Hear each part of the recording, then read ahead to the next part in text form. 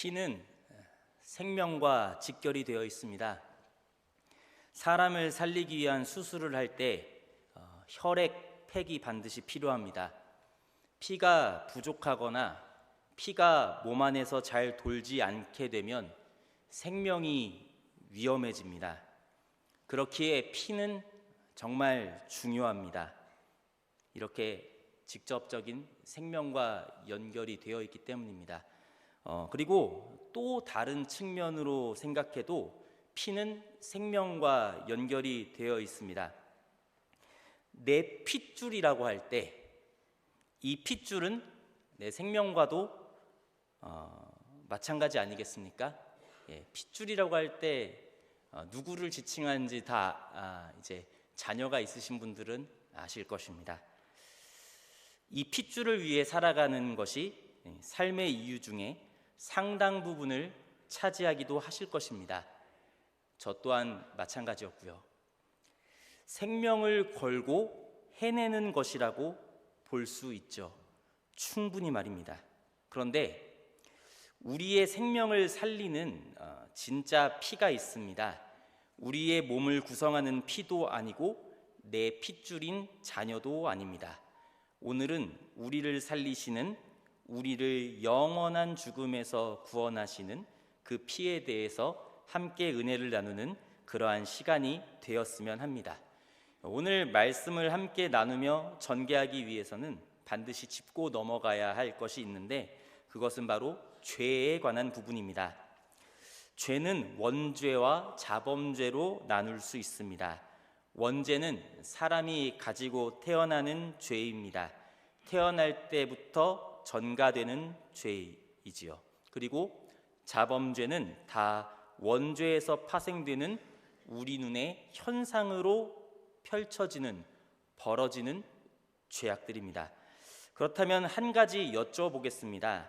오늘 본문 15절에 나와 있는 첫 언약 때에 범한 죄는 무엇일까요? 그렇습니다. 원죄입니다. 이 원죄로 인해 사람은 어떻게 되었나요? 그 죄의 대가에 대해서 한번 나누어 생각을 해보겠습니다. 자, 먼저 남자는 어떻게 되었나요? 평생 수고해야 소산을 먹게 되는 노동의 형벌을 받게 되었습니다. 땅이 저주를 받게 되었거든요.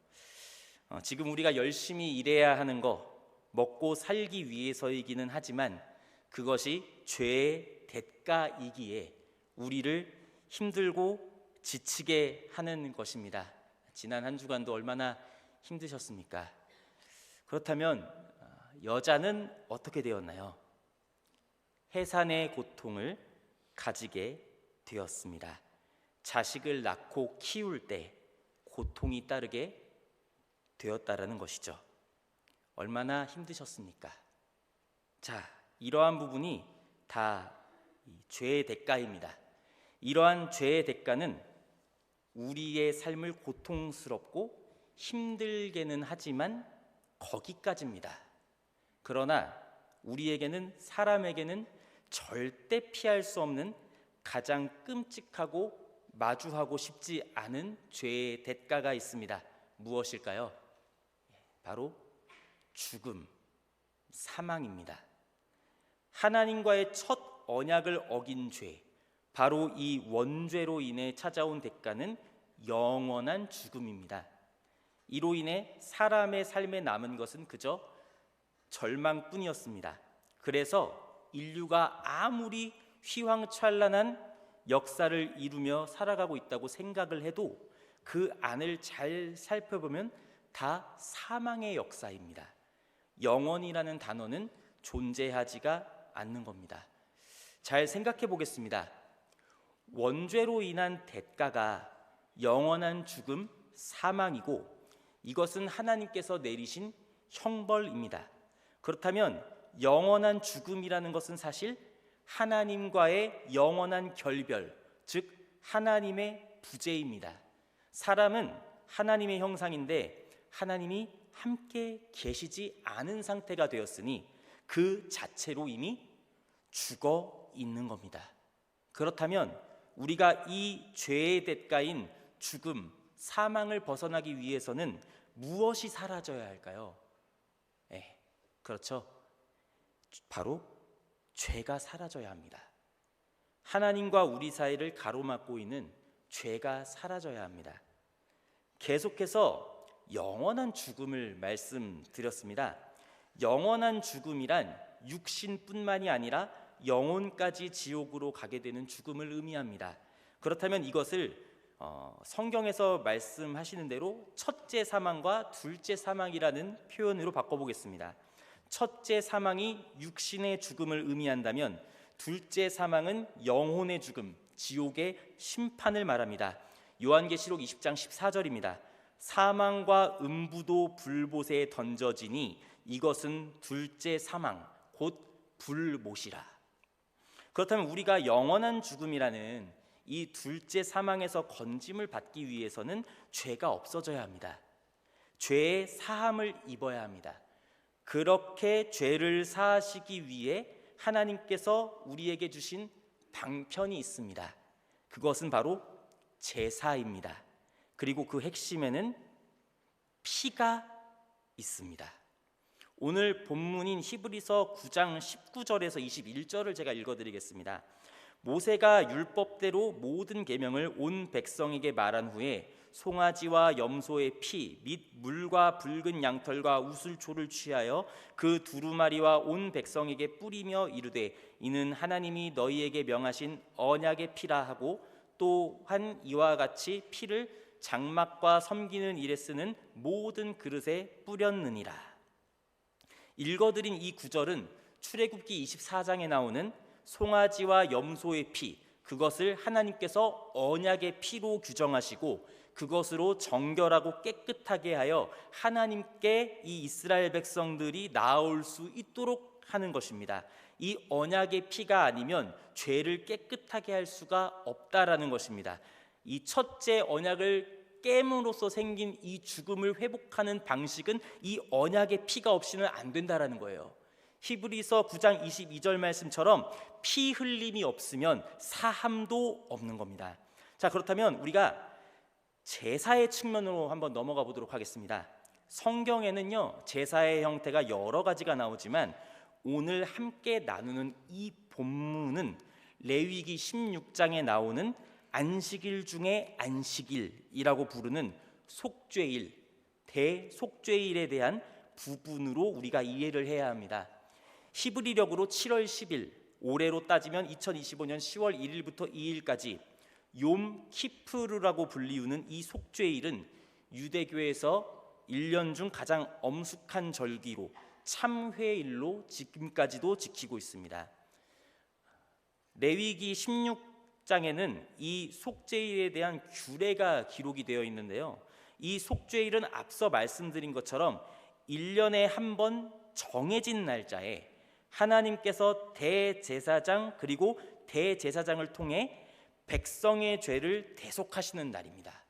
그리고 이것은 영원히 지킬 규례입니다.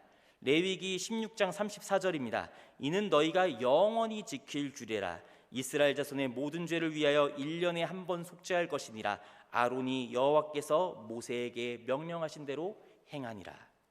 이 속죄일에 대한 규례를 나눔에 있어서 키워드가 있습니다. 4가지 키워드인데요. 하나는 성막의 개념, 두 번째는 지성소와 속죄소, 세 번째는 대제사장, 네 번째는 속죄일에 드리는 제물입니다. 먼저 성막입니다. 성막은 이스라엘 백성이 하나님께 제사를 드리는 장소입니다. 그리고 하나님께서 말씀하신 대로 설계하신 대로 지어졌습니다. 하나님이 친히 지시하신 대로 지어진 것이고 사람의 손에 의해 완성된 것이죠. 하나님께서 그들 가운데 임재하신다라는 상징이기도 합니다. 이것 자체가 이미 부재를 임재로 바뀌시는 생명의 상징인 거예요. 두 번째는 이 지성소와 속죄소입니다. 지성소는 지극히 거룩한 장소입니다. 사실 이 그림을 보면서도 설명을 해야 이해가 더 빠르실 텐데 어쩔 수 없으니 말씀으로 드리겠습니다.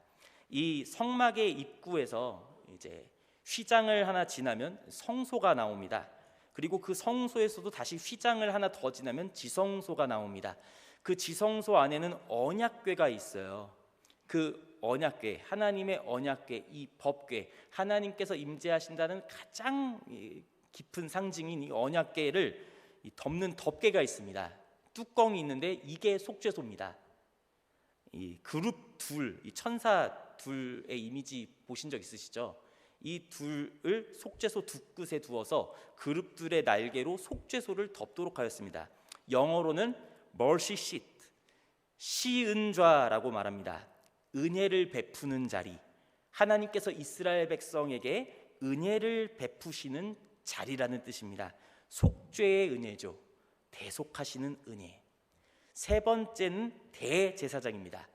레위 지파는 이 제사장 지파인데 그 중에서도 대제사장이 있습니다. 아론의 계보로 이어지는 이 대제사장은 제사장 중에서도 특별했습니다. 왜냐하면요, 오직 대제사장만이 어디에 들어갈 수 있을까요? 지성소에 들어갈 수 있었기 때문입니다. 속죄소, 하나님의 은혜의 자리에 나아갈 수 있는 유일한 존재였습니다. 그런데 매번 나아갈 수 있는 게 아니었어요. 그것도 1년에 오직 딱 한 번, 속죄일, 이 대속죄일에만 나갈 수가 있었습니다. 하나님이 어찌나 거룩하신 분인지 딱 한 번, 그것도 딱 한 사람, 대제사장만 하나님께 나아갈 수 있었던 것입니다. 모든 이스라엘 백성의 죄를 짊어지고 하나님께 올릴 제물을 가지고 말이죠. 네 번째, 속죄일에 드릴 제물입니다. 제가 정말 최대한 간단하게 설명을 드리겠습니다. 먼저 대제사장인 아론 본인과 집안을 위한 제물이 필요합니다. 그러니까 그냥 나갈 수가 없어요. 아론도 인정을 하시더라도 하나님께서 자기를 정결케 해야 되거든요. 자기 집안과. 그래서 수송아지 한 마리는 속죄 제물로 준비를 하고요, 수양 한 마리는 번제물로 준비를 합니다. 자, 이제 아론이 준비해야 될 건 이 제물은 이래요. 그리고 또 이 속죄일에 찾아온 이 엄청난 수의 이스라엘 백성, 이때 당시에는 거의 100만 명에 이제 육박한다고 되어져 있는 이 이스라엘 백성, 이들을 위한 이 제물도 마련을 해야 돼요. 이 제물은 어떠냐? 이 이스라엘 백성을 대속하기 위한 제물로는 수염소 2마리는 속죄 제물로, 그리고 수양 1마리는 번제물로 준비를 합니다. 이때 이스라엘 백성의 죄를 대속하기 위한 수염소 2마리는 각각 역할이 다릅니다. 2마리의 수염소를 두고 제비를 뽑아서 한 제비는 여호와 하나님을 위한 수염소, 그리고 한 제비는 아사셀을 위하여 하는 것이었습니다. 그러니까 아사셀에 대한 설명을 잠시 드리자면 떠나보냄이라는 뜻이고요, 또한 여러 가지 해석이 분분합니다. 이 아사셀을 위한 염소는 이 광야로 보내요. 이 염소를 광야에 보내서 이스라엘 백성의 죄를 속죄하는 것이었는데요, 모든 불의, 즉 하나님을 대적하는 이 모든 불의와 죄를 다 이 염소에게 지우는 거예요. 그 다음에 이 염소를, 이스라엘 백성의 죄를 이 염소를 진 밖으로, 광야로 완전히 내보내는 그러한 시각적인 요소가 담겨져 있는 겁니다. 마치 그런 거예요. 이스라엘 백성들이 죄로 가득하잖아요. 죄인이니까 그 안에 있는 죄를 빠져나가게 만드는 그러한 그림인 겁니다. 그리고 여호와 하나님을 위한 숫 염소 1마리가 또 있죠. 제비로 뽑은 그 염소는 또 속죄제로 바쳐지게 됩니다. 대제사장 아론은요, 이 제물을 준비하는 것뿐만이 아니라 자신의 몸을 깨끗하게 씻습니다. 그리고 세마포 옷을 입습니다. 그리고 이 제사장의 이제 대제사장의 이제 화려한 평상시에 고유한 복장이 있거든요. 근데 속죄일에는 그런 복장을 입지 않습니다. 그 제사장의 복장을 입는 것이 아니라 이날만큼은요, 세마포로 된 옷을 입습니다. 노예의 모습에 가까워요. 그리고 앞서 언급하였던 자신과 집안을 위한 제사를 드리고 향로와 향기로운 향으로 휘장 안 지성소로 들어가 분향하여 속죄소를 가리게 하였습니다. 그렇게 해서 죽음을 면할 수 있게 되는 겁니다. 그러니까 그냥 들어가지는 게 아니라 연기로 가려야 돼요. 너무 거룩하시니까 하나님이 이 대제사장도. 그리고 이제 수송아지, 아까 전에 말씀드렸죠. 이 수송아지의 피를 가져다가 손가락으로 속죄소 동쪽에 뿌리고 또 손가락으로 그 피를 속죄소 앞에 7번 뿌립니다. 또 백성을 위한 속죄제 염소의 피로 똑같이 다시 한번 속죄소 앞에 그 피를 뿌립니다. 그렇게 해서 이스라엘 백성의 죄를 속죄하였습니다.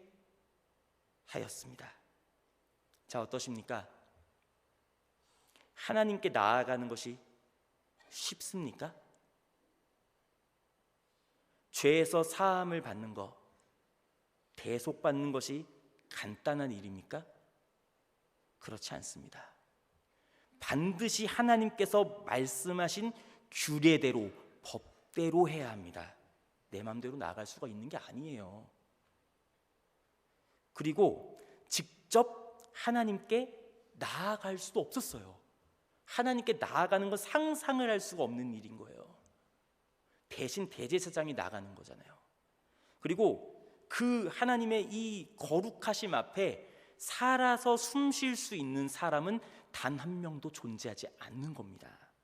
그래서 대제사장을 세우셔서 대신 제물을 가지고 모든 죄를 깨끗해 하시는 은혜를 1년에 한 번 하게 하시고 그것이 죄를 대속하시고 생명을 주신다는 약속인 것입니다. 그런데 이러한 이 속죄일에 드려지는 제사는 하나님께서 주신 완벽한 규례가 맞습니다. 그런데 완성이 된 것은 아니었습니다. 히브리서 9장 9절을 보십시오. 이 장막은 현재까지의 비유니 이에 따라 드리는 예물과 제사는 섬기는 자를 그 양심상 온전하게 할 수 없나니. 이 제사는 하나님께서 받으시는 제사가 맞아요. 그래서 속죄를 하게끔 만들고 속죄를 해주시는 거예요. 그런데 양심상 온전하게 할 수 없다라는 것을 보여주고 계신 것입니다. 그렇다면 완벽한 제사를 위해 과연 무엇이 필요할까요? 완벽한 대속, 완전한 대속, 속죄를 위해 그리하여 영원한 죽음, 이 둘째 죽음에서 우리의 영혼을 건짐받기 위해서는 무엇이 반드시 필요할까요? 피가 필요합니다. 어떤 피일까요? 바로 예수 그리스도의 십자가, 예수 그리스도의 피가 필요합니다. 오늘 본문 11절에서 12절을 한번 보시기 바랍니다. 그리스도께서는 장래 좋은 일에 대제사장으로 오사 손으로 짓지 아니한 것 곧 이 창조에 속하지 아니한 더 크고 온전한 장막으로 말미암아 염소와 송아지의 피로 하지 아니하고 오직 자기의 피로 영원한 속죄를 이루사 단번에 성소에 들어가셨느니라. 앞서 언급드린 속죄일의 규례에 해당하는 4가지 기억하시나요? 성막, 지성소와 속죄소, 대제사장, 속죄일에 드려질 제물. 이 4가지를 다 누가 담당하시는 겁니까? 다 예수님께서 담당하신 겁니다. 이 4가지를 다요. 하나하나 살펴볼까요? 먼저 성막입니다. 창조에 속하지 아니한 더 크고 온전한 장막. 예수님은 예수님 자체로 장막이신 겁니다. 성막이신 거예요. 이스라엘 백성들이 하나님께 제사를 하러 나아가기 위해서는 성막으로 와야 합니다. 손으로 만들어진 성막이죠. 그러나 예수님은 누구십니까? 하나님 그 자체시잖아요. 하나님이십니다. 예수님께서 십자가에서 죽으시고 다시 부활하심으로 말미암아 우리는 예수 그리스도의 이름으로 하나님께 나아갈 수 있게 되었습니다. 그런데 이것이 성막으로 나오는 것에 그치지 않아요. 성막 안에 가장 깊은 곳 어디입니까? 1년에 한 번만, 그것도 대제사장만 갈 수 있는 곳, 지성소. 그리고 그 안에 있는 언약궤의 위에 속죄소. 속죄소는 다른 말로 무엇입니까? 시은좌, 은혜의 자리, 은혜의 보좌입니다. 히브리서 4장 16절입니다. 그러므로 우리는 긍휼하심을 받고 때를 따라 돕는 은혜를 얻기 위하여 은혜의 보좌 앞에 담대히 나아갈 것입니다. 하나님께 절대로 나아갈 수 없던 우리입니다. 죄로 인해 하나님께 나아갈 수 없어서 대제사장을 통해 1년에 한 번, 그것도 그저 성막 안에서 대신 제사를 드리는 것을 지켜볼 수밖에 없었던 우리가 예수 그리스도의 이름을 힘입어 그 보혈의 피를 힘입어 하나님께 나아갈 수 있게 된 것입니다. 히브리서 10장 19절입니다. 그러므로 형제들아, 우리가 예수의 피를 힘입어 성소에 들어갈 담력을 얻었나니. 예수님이 십자가에서 죽으시고 그 모든 피와 물을 쏟으실 때 어떠한 현상이 있었습니까? 대표적인 현상이 있어요. 성전에 있는 이 휘장이 잘라져요. 하나님이라는 이 거룩하신 분 앞에 이 예수님이 죽으심으로, 이 피로, 이 십자가의 은혜로 나아갈 수 없었던 우리가 지금 이 자리에 나와 있는 겁니다. 잘 생각해 보십시오. 이 은혜뿐입니까? 우리 안에 성령을 주셨어요. 그래서 우리가 뭐가 되었습니까? 우리가 성전이 되었어요. 우리가 성소가 되었다고요. 우리 자체가 성막이 된 겁니다.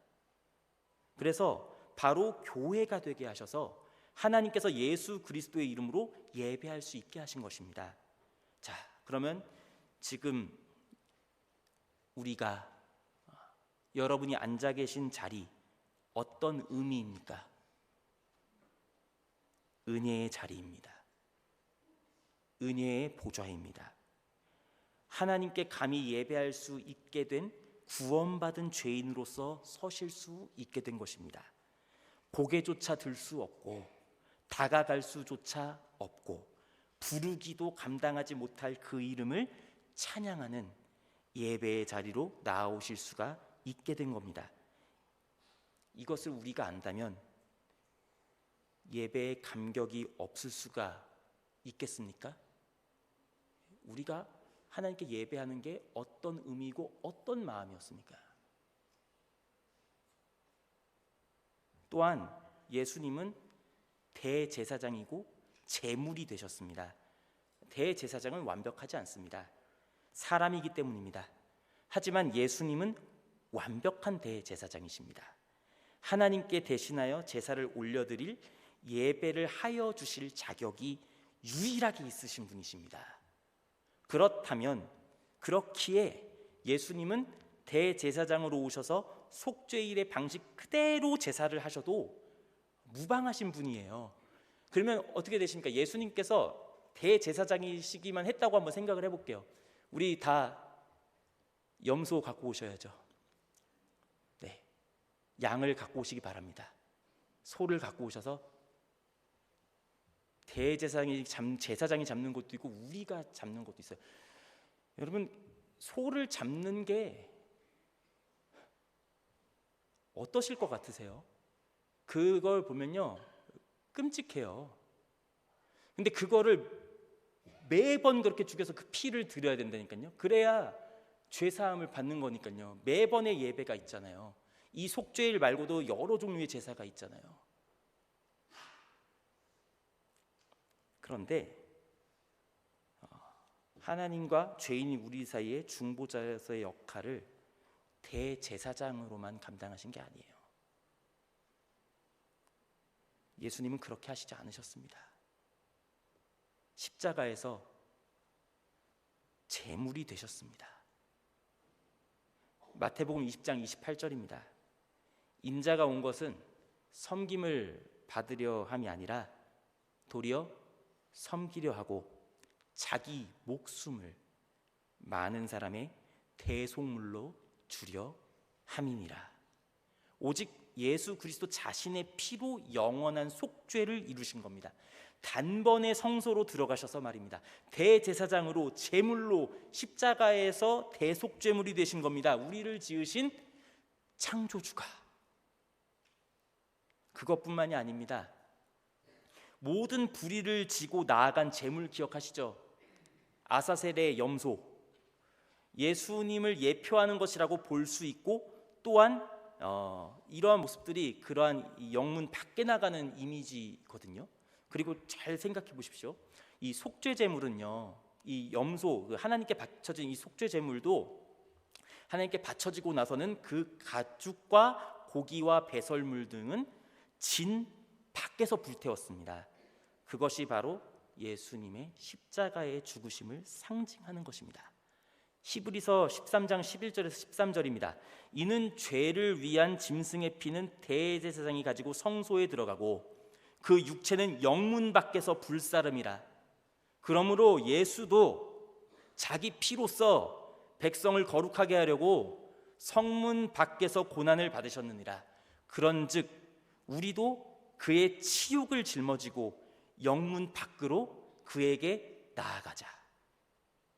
예배의 무게 어떠십니까? 원래 십자가에서 죽어야 하는 건 우리입니다. 제물이 되어야 하는 것은 우리예요. 죄로 인하여 피 흘려 죽어야 하는 것은 우리입니다. 영원히 멸망당하고 지옥으로 떨어져야 할 죄인은 나입니다. 우리입니다.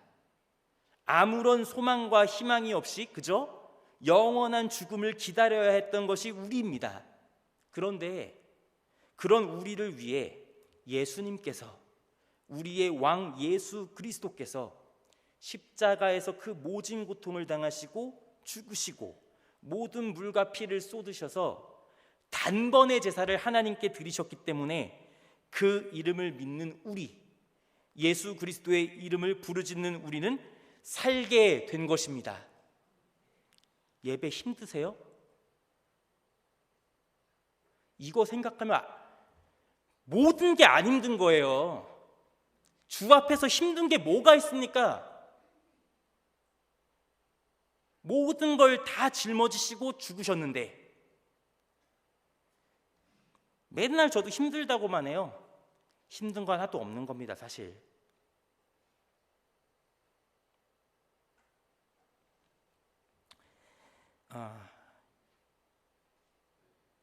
예수 그리스도의 이름을 부르짖는 우리는 살았습니다. 그렇기에 우리의 예배는 우리가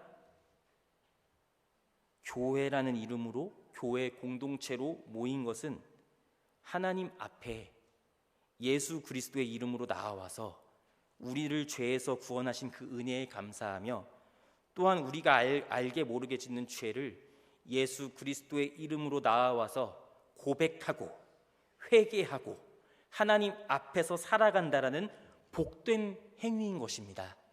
이 얼마나 기쁘지 아니하십니까? 이 자리 진짜 거룩하고 복된 자리예요. 원래 하나님께 나올 때는 항상 제물이 필요했습니다. 피가 필요했습니다. 대제사장이 필요했습니다. 그러나 이제 예수 그리스도의 그 이름, 그 보혈을 의지하여 나아가게 된 것입니다. 본문 14절입니다. 하물며 영원하신 성령으로 말미암아 흠없는 자기를 하나님께 드린 그리스도의 피가 어찌 너희 양심을 죽은 행실에서 깨끗하게 하고 살아계신 하나님을 섬기게 하지 못하겠느냐. 우리 자신을 바라보면 그런 자격이 없어요. 하나님께 어떻게 나가요? 근데 예수님이 그렇게 만들어 주셨다니까요. 이 예수님의 이름을 믿는 도리밖에 없는 거니까요. 우리는 그 사랑에 잠기는 것밖에 없어요.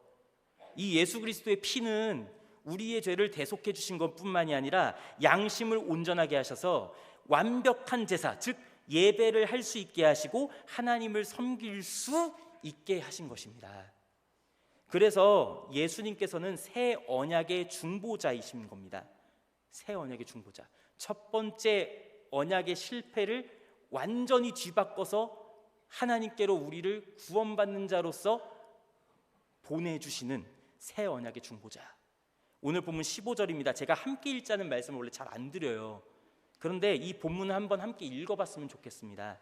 15절입니다. 함께 읽어볼까요? 시작. 이로 말미암아 그는 새 언약의 중보자시니 이는 첫 언약 때에 범한 죄에서 속량하려고 주구사 부르심을 입은 자로 하여금 영원한 기업의 약속을 얻게 하려 하심이라.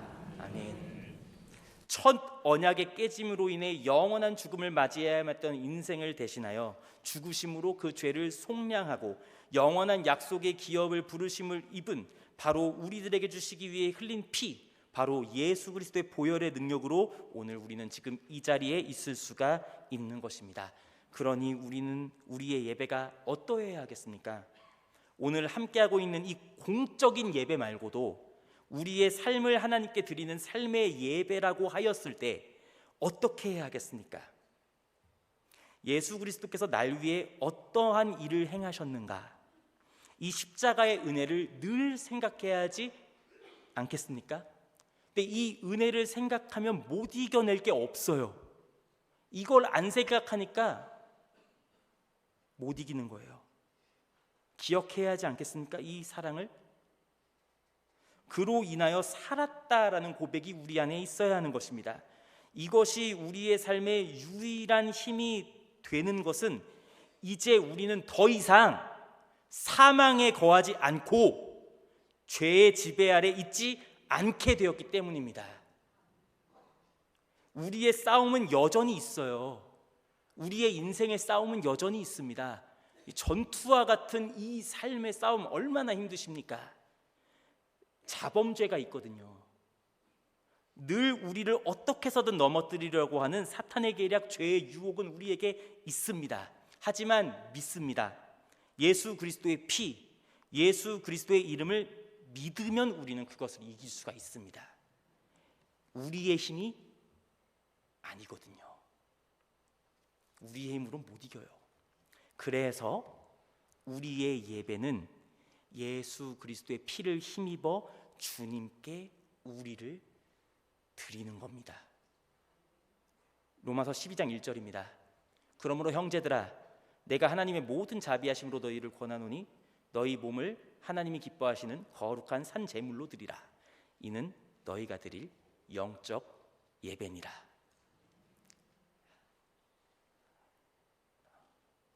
주 안에서 사랑하는 성도 여러분, 예수님께서 우리를 죄에서 구하시고 영원한 죽음에서 건지시기 위해 자신을 십자가에서 제물로 내어놓으셔서 흘린 그 피로 우리가 사함을 얻었습니다.